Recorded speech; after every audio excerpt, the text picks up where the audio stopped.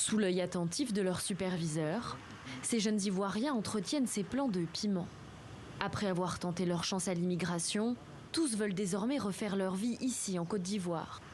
Pour aider à leur réinsertion, ils bénéficient d'un programme lancé par le gouvernement et l'OIM, l'Organisation internationale pour les migrations.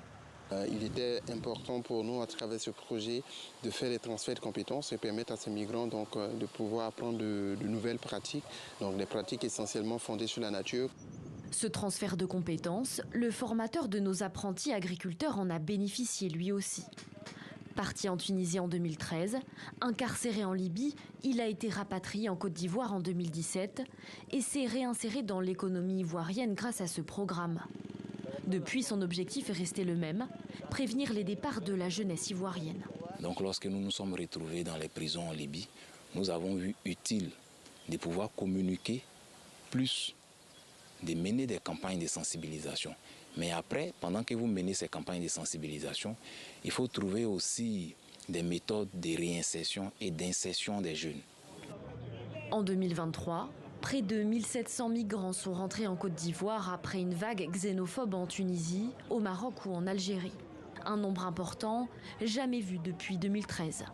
800 de ces migrants ivoiriens ont demandé l'aide proposée par l'État, à savoir une formation et un pécule de 160 000 francs CFA, l'équivalent de 250 €.